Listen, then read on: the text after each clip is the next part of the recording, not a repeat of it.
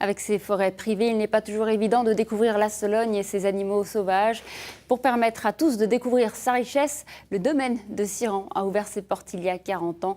Il est au cœur de notre page été ce soir. On retrouve en direct Arnaud Moreau sur place. Bonsoir Arnaud.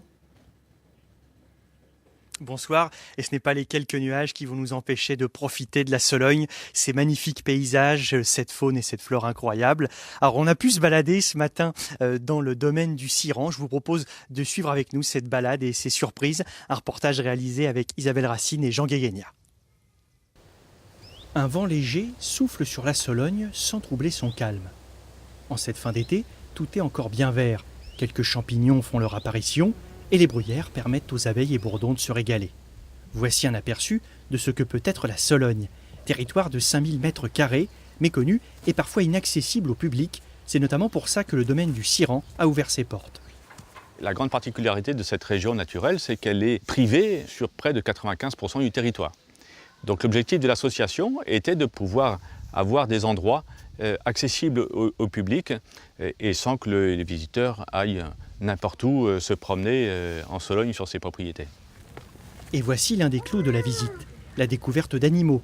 Ici, les cervidés. Ils évoluent sur une surface de 8 hectares.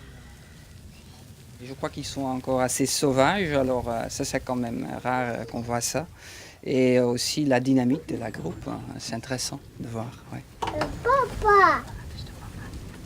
Ils viennent facilement au contact des visiteurs, mais ça reste quand même des animaux sauvages et nous arrivons dans la période du brame du cerf, la période de la reproduction, et donc le cerf va commencer à donner quelques signes d'agressivité. Donc pendant cette période-là, nous ne rentrons pas dans le parc. Le domaine se veut une belle vitrine de la région. Il accueille même des agneaux soloniaux, une race très ancienne qui avait failli disparaître. Ces moutons ont un rôle de défricheur, de débroussailleurs. Et donc au XIXe siècle, il y avait énormément de moutons, plus de 800 000 moutons en Sologne. Et nous avons donc souhaité reconstituer ce petit élevage pour faire de l'écopastoralisme, c'est-à-dire de l'entretien des espaces naturels sensibles par les animaux. Le domaine fête actuellement ses 40 ans. Les occasions sont nombreuses pour venir le visiter, assister au brame du cerf mi-septembre ou encore observer les champignons en octobre. Et pour parler justement du domaine du Siran, nous sommes avec Olivier Geffroy, le président de l'association pour la Fondation Sologne. Bonsoir et merci d'être avec nous. Bonsoir, merci d'être au domaine du Siran ce soir. Et alors, on a vu que c'était un domaine qui permettait aux touristes, aux Soloniaux, mais pas seulement, de découvrir ce qu'est la biodiversité. C'était vraiment ça le but, c'était créer une sorte de catalogue de vitrine de la Sologne. Alors, je dirais plutôt un conservatoire de la faune et de la flore de Sologne. C'était en 77.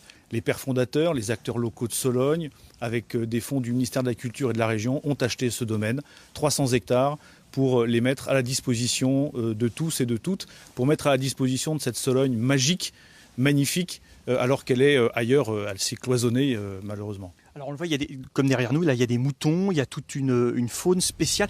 C'est vraiment une démarche qui avait été choisie de mettre en valeur toute cette faune.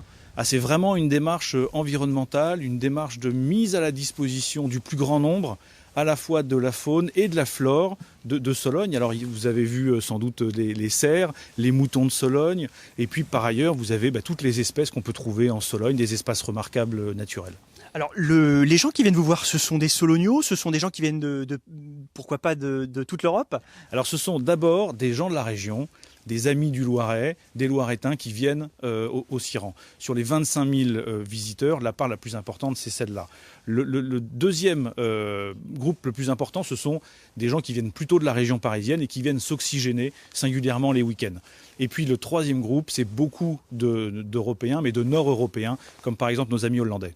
Alors, un petit mot sur les 40 ans. Je crois qu'il y a un événement le 15 septembre. Parlez-nous un peu de ce qui va se passer. Oui, très important. Donc, nous fêtons en 2017 nos 40 ans. Le 15 septembre, donc vendredi prochain, un grand concert de trompe de chasse ici. Et à cette occasion, je signerai aussi avec le président du département un contrat espace naturel sensible qui va donner un petit coup de pouce aux espaces naturels du domaine, et on va pouvoir par exemple rénover les étangs, les curer, renforcer les digues, créer un parcours de pêche derrière moi ici, voilà, pour que nos amis, le plus grand nombre, puissent venir profiter de nos espaces. Eh bien merci, donc un programme très chargé donc pour ces 40 ans, et je crois que la fréquentation est en hausse. On parlait tout à l'heure de 40% de fréquentation en plus sur cette année. Voilà ce qu'on pouvait dire sur le domaine du Siran, Faiza.